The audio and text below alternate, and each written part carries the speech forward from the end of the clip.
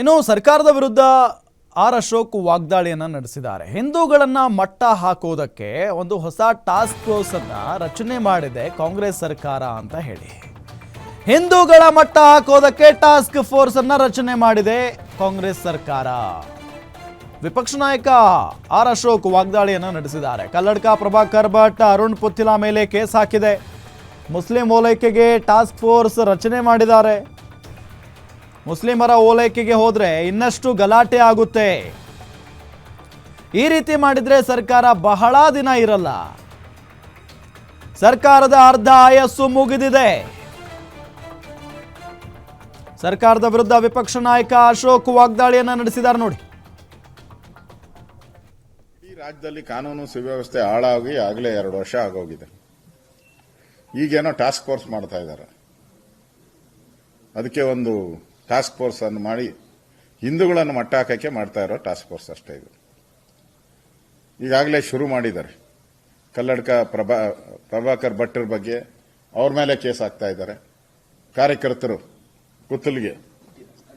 ಅರುಣ್ ಪುತ್ತಿಲ ಅವ್ರಿಗೆ ಗಡೀಪಾರು ಮಾಡಬೇಕು ಅಂತ ಅವ್ರ ಮೇಲೆ ಕ್ರಮ ತೆಗೆದುಕೊಳ್ತಾ ಇದ್ದಾರೆ.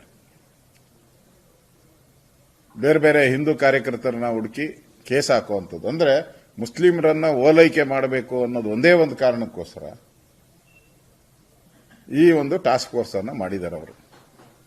ಇದರಿಂದ ಇನ್ನಷ್ಟು ಗಲಭೆಗಳು ಜಾಸ್ತಿ ಆಗ್ತೈತೆ ಹೊರತು ನೀವು ಕಾಂಗ್ರೆಸ್ ಅವರು ಕೋಮುವಾದಿ ಮುಸ್ಲಿಮರಿಗೆ ಬೆಂಬಲ ಮಾಡಕ್ ಹೊರಟ್ರೆ ಇದು ಇಲ್ಲಿಗೇನಿಲ್ಲಲ್ಲ, ಇನ್ನ ದೊಡ್ಡ ಮಟ್ಟದಲ್ಲಿ ಗಲಾಟೆಗೆ ಕಾಂಗ್ರೆಸ್ ಸರ್ಕಾರನೇ ಪ್ರೇರಣೆ ಆಗ್ತದೆ. ಕಾಂಗ್ರೆಸ್ ಸರ್ಕಾರ ಚಿತಾವಣೆಯೇ ಕಾರಣ ಆಗ್ತದೆ.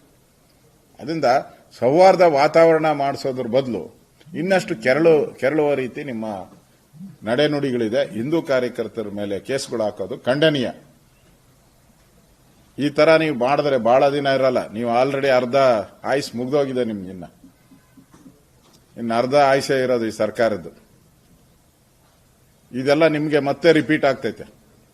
ನೀವೇನ್ ಮಾಡ್ತಾ ಇದ್ದೀರಾ ರಿಪೀಟ್. ಅದು ಬಿಟ್ಬಿಟ್ಟು ಕಳೆದ 2 ವರ್ಷದಿಂದ ಕೊಲೆ, ಸುಲಿಗೆ, ಅತ್ಯಾಚಾರಗಳು ಇವೆಲ್ಲ ನಡೀತಲ್ಲ. ಅವಾಗ ಸರ್ಕಾರ ಏನ್ ಮಾಡ್ತಾ ಇತ್ತು? ಈ ತರ ನೀವು ಮಾಡೋದಾದ್ರೆ ಬಿಜೆಪಿನೂ ಕೂಡ ಬೀದಿಗಿಳಿದು ಹೋರಾಟವನ್ನ ನಾವು ಪ್ರಾರಂಭ ಮಾಡ್ತೀರಿ. ನಾವು ನಮ್ಮ ಕಾರ್ಯಕರ್ತರನ್ನ ಈ ತರ ಕೇಸ್ಗಳನ್ನ ಹಾಕುವಂಥದ್ದು, ಅವ್ರ ಮೇಲೆ ಸುಳ್ಳು ಆಪಾದನೆಯನ್ನ ಮಾಡೋವಂಥದ್ದಕ್ಕೆ ನಾವು ಕೈಕಟ್ಟಿ ಕೂತ್ಕೊಳ್ಳಲ್ಲ. ನಾವು ಬೀದಿಗಿಳಿದು ಹೋರಾಟವನ್ನ ನಮ್ಮ ಕಾರ್ಯಕರ್ತರ ಪರವಾಗಿ, ಹಿಂದೂ ಕಾರ್ಯಕರ್ತರ ಪರವಾಗಿ